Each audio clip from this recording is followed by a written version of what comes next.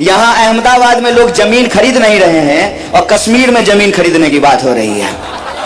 हर मंच में जाकर के जैसा का पप्पा बोल रहा है कि तुमको जो है मंत्री बना देंगे।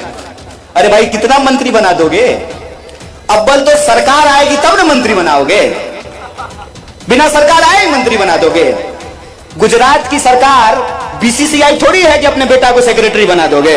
अधिकार अगर हमारे पास नहीं होता ना, तो रास्ते में हमको मिले थे जय शाह के पप्पा, जा रहे थे सायरन बजाते हुए, वहीं वहीं करते हुए, तो वो मुझे जेल में डाल देते। टीवी स्टूडियो में सरकार बन रहा है, अगर टीवी स्टूडियो में ही सरकार बनना है तो फिर चुनाव क्यों होना है? एक आए हैं भोपा भाई। भोपा भाई को मैं एक दिन प्रधानमंत्री के कार के पीछे दौड़ते हुए देखा और एसपीजी वाला उनको साइड कर रहा था। मैं जो आपसे बातें करूंगा ना, वो रूस और यूक्रेन की युद्ध के बारे में नहीं करूंगा। मैंने पिछले कुछ सालों में एक चीज देखा होगा, जो लोग सत्ता में बैठे हुए हैं उनको कुर्सी का अहंकार हो गया है। वो अपना दिन भूल गए हैं कि वो साधारण राजनीतिक कार्यकर्ता हुआ करते थे। जब से साधारण राजनीतिक कार्यकर्ता मंत्री, मुख्यमंत्री और प्रधानमंत्री बने हैं, सत्ता का घमंड हो गया है। तो मैं आपके बीच जो दो चार बातें कहने के लिए आया हूं, उससे पहले यह कहना जरूरी है कि चुनाव के वक्त हर कोई, हर पार्टी अपनी पार्टी के बारे में और अपने कैंडिडेट के बारे में अच्छी अच्छी बातें करता है, और जब अच्छी अच्छी बातें हो जाती है तब जो आपका सबसे बहुमूल्य चीज है वोट, वो आपसे मांगता है। और जब आप उसकी बातों में आ जाते हैं, उसको अपना वोट दे देते हैं, फिर वो आपको भूल करके सब कुछ करता है। तो मैं आपके सामने यह बात स्पष्ट कर दूं कि मैं वो बात नहीं करने आया हूं जो हमारे कैंडिडेट के बारे में है। मैं वो बात नहीं करने के लिए आया हूं जो हमारी पार्टी भारतीय राष्ट्रीय कांग्रेस के बारे में है। मैं इस देश का एक साधारण नौजवान होने के नाते, यहां जो माताएं बैठी हुई हैं उनका बेटा होने के नाते, यहां जो बुजुर्ग बैठे हुए हैं उनका बेटा होने के नाते, और यहां जो नौजवान हैं उनका दोस्त होने के नाते, मैं वो बातें करना चाहता हूं जो आपकी बातें हैं, जो आपकी सच्चाई है, जो आपका हकीकत है। मैं समझता हूं कि जिस समस्या से लोग पूरे देश में जूझ रहे हैं, उन समस्याओं से कहीं ना कहीं आप भी परेशान हो रहे हैं। तो आपका और हमारा रिश्ता भले खून का ना हो, लेकिन दर्द और संघर्ष का जरूर है। इसीलिए मैं जो आपसे बातें करूंगा, वो बातें आप रोज झेलते हैं, क्योंकि हमारी समझदारी यह है कि कोई बाहर से आकर के आपको क्या समझाएगा। यूपी से आके, आसाम से आके, दिल्ली से आके, हैदराबाद से आकर के कोई गुजरात के लोगों को क्या समझाएगा कि उसको क्या करना चाहिए। जो लोग यहां रहते हैं वो 365 दिन यहीं रहते हैं। चुनाव में तो अलग अलग तरह के जीव जंतु आते हैं, घूम करके, खा पी करके, हेलीकॉप्टर उड़ करके चले जाते हैं। आपको तो यहीं रहना है, आप यहीं सांस लेते हैं, तो हवा कैसी होगी उससे आपका फेफड़ा कैसा होगा ये तय होता है। आप पानी कौन सा रोज पीते हैं, उससे आपको कौन सी बीमारी होगी ये आप जानते हैं। आपकी गली की सड़कें बनी हैं कि नहीं बनी हैं, पीने का पानी मिलता है कि नहीं मिलता है, बिजली आती है कि नहीं आती है, स्कूल में पढ़ाई होती है कि नहीं होती है, किसानों को उनके फसल का दाम मिलता है कि नहीं मिलता है, मजदूर को मजदूरी मिलती है कि नहीं मिलती है, पढ़ने लिखने के बावजूद बच्चों को नौकरियां मिलती हैं कि नहीं मिलती है, नौकरी मिलती है तो ठेके पे मिलती है कि परमानेंट मिलती है, वो आप जानते हैं। इसीलिए मैं जो आपसे बातें करूंगा ना, वो रूस और यूक्रेन की युद्ध के बारे में नहीं करूंगा। अगर हम आए हैं आपके बीच तो आपकी तकलीफ की बात होनी चाहिए। यहां अहमदाबाद में लोग जमीन खरीद नहीं रहे हैं और कश्मीर में जमीन खरीदने की बात हो रही है। यहां देश में सबसे ज्यादा महंगी बिजली लोगों को खरीदनी पड़ रही है। 22 बार पेपर लीक हुआ है कि नहीं हुआ है? पेपर लीक हो रहा है रोज यहां पे। जब भ्रष्टाचार होगा, पुल टूटेगा, तो गुजरात के लोगों को जान गंवानी पड़ेगी, रूस के लोगों की जान नहीं जाएगी। आपकी जो समस्या है, उन समस्याओं से निजात पाना, उन समस्याओं से छुटकारा दिलाना, यह सरकार की जिम्मेवारी है। हम सरकार को टैक्स देते हैं, नमक खरीदते हैं उसमें भी टैक्स देते हैं, चप्पल खरीदते हैं उसमें भी टैक्स देते हैं। सर से लेकर पांव तक अपनी जिंदगी में हम जो भी इस्तेमाल करते हो, हर चीज के ऊपर सरकार को टैक्स देते हैं। और हमारे टैक्स के बदले में सरकार की यह जिम्मेवारी है कि हमारे लिए चलने के लिए सड़क बनाए। यहां सड़क बनती नहीं है, टोल पहले वसूलना शुरू कर देते हैं। आप सोचिए कि जब आप गाड़ी खरीदते हैं तब भी आप रोड टैक्स देते हैं, और जब उस गाड़ी को लेकर के रोड पे जाएंगे तब भी आपको टोल टैक्स देना पड़ता है। ये कौन सा कानून है भैया? इंसान होने की सजा 2-2 बार लोगे क्या? आप हर चीज के ऊपर टैक्स देते हैं। तो ये सरकार की जिम्मेवारी है कि वो आपके लिए चलने के लिए सड़क बनाए। जब आप बीमार हो तो आपके लिए अस्पताल हो, आपके बच्चों की शिक्षा के लिए स्कूल हो। आपकी जिंदगी की जरूरतों को पूरा करना और आपको सुरक्षा देना, यह सरकार की जिम्मेवारी है। सरकार आजकल जिम्मेवारी नहीं उठाती है, चुनाव के वक्त लोगों को डराती है, डर की राजनीति करती है।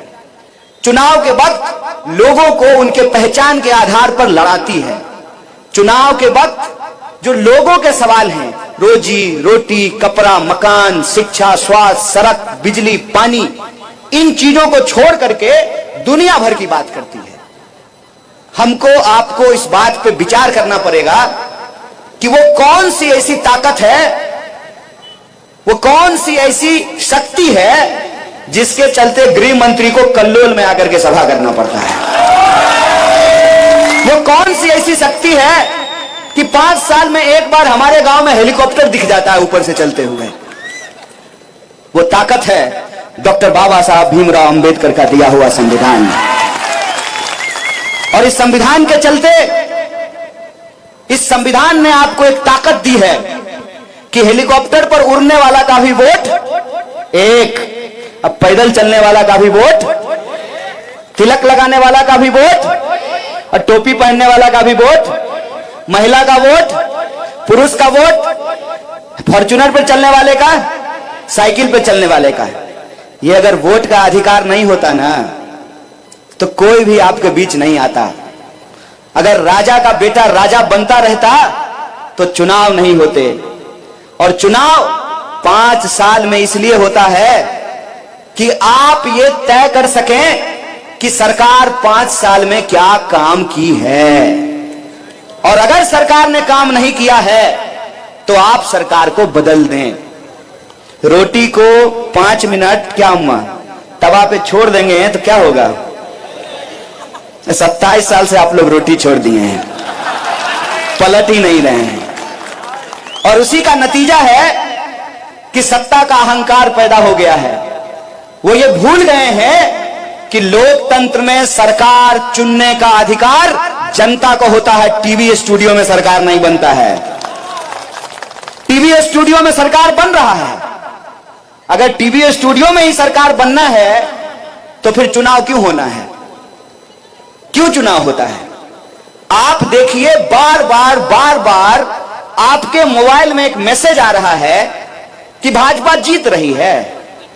बार बार टीवी में यह दिखाया जा रहा है कि भाजपा जीत रही है। जब जीत ही रही है तब चुनाव क्यों हो रहा है? जानते हैं ये क्यों होता है? ये इसलिए होता है कि जब आप सुबह उठते हैं, मोबाइल खोलते हैं और उस पर एक प्रचार आए, ठंडा मतलब कोका कोला, फिर आप तैयार होते हैं, काम करने के लिए घर से बाहर निकलते हैं तो बड़ा सा बोर्ड लगा हुआ है, तेंदुलकर जी कह रहे हैं ठंडा मतलब कोका कोला। दोपहर होगी, आपको प्यास लगेगी ना, तो अपने आप आपके दिमाग में म्यूजिक बजेगा, ठंडा मतलब, और आप दुकान पे जाकर के क्या करेंगे, ए भैया एक कोका कोला दे दो। ये जो बार बार बार बार आपको प्रचार करके बताया जाता है ना, तो धीरे धीरे धीरे धीरे आपका दिमाग भी मान लेता है कि ठंडा मतलब अगर कोका कोला होता है तो हमारे पुरखे बेवकूफ थे कि लस्सी पीते थे। बताइए, जो बात हर बार दिखाई जाती है जरूरी नहीं कि वो बात सच होती है। दिखाया तो टीवी में यह भी जाता है कि फेयर एंड लवली लगाने से मुंह गोरा हो जाता है। कितने लोगों का हुआ है? एक आदमी हमको बता दीजिए जिसका फेयर एंड लवली लगाने से मुंह गोरा हो गया हो। अगर ऐसा है तो मेरे पास एक भैंस है, मैं उसको फेयर एंड लवली लगा देता हूं, देखते हैं वो गोरा हो जाता है। यह प्रचार है। मैं प्रचार की बात नहीं कर रहा हूं, और न मैं आपके बीच में प्रचार करने के लिए आया हूं।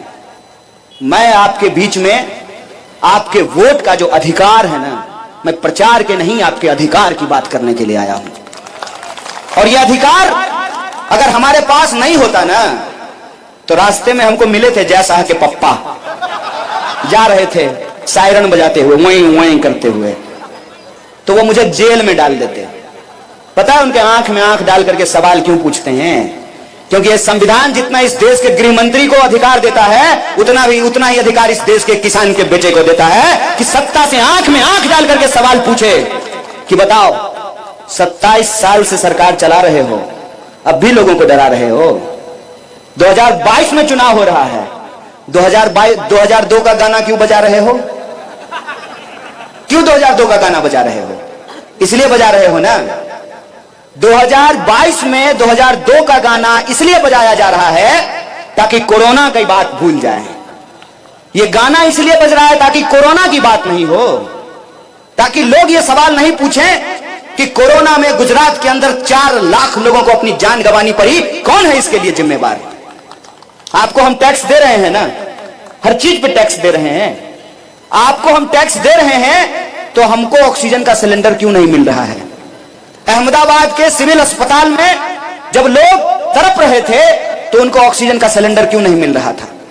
रोगियों के लिए एम्बुलेंस क्यों नहीं मिल रहा था?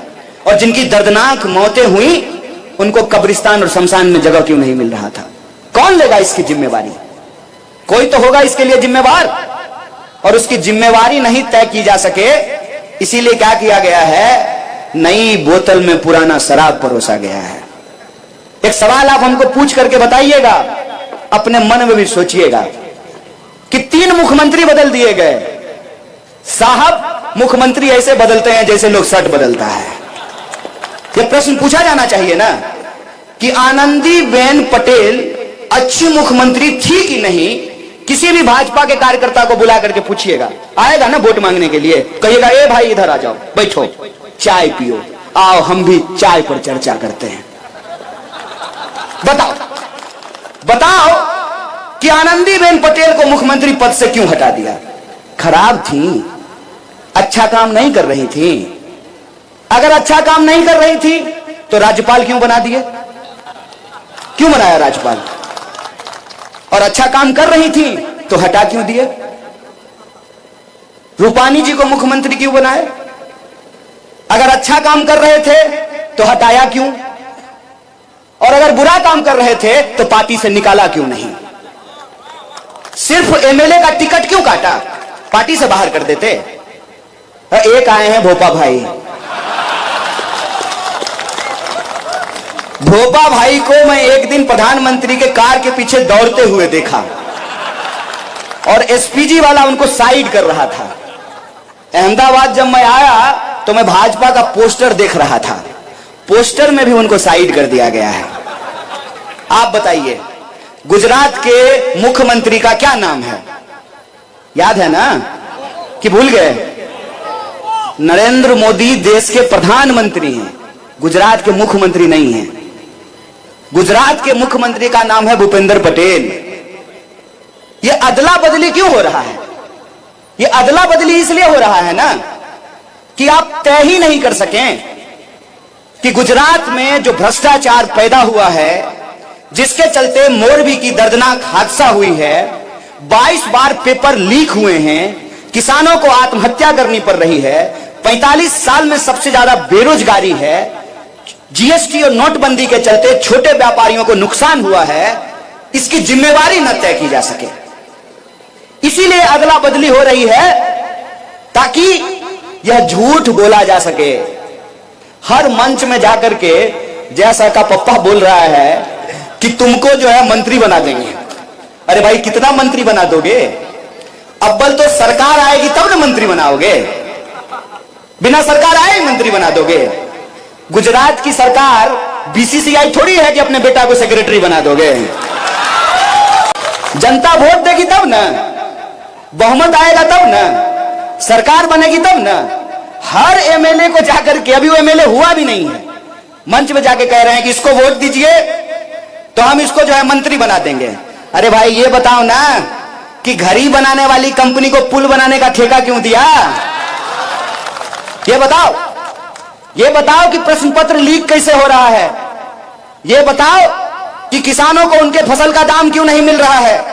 ये बताओ कि यहां पे कुपोषण क्यों है?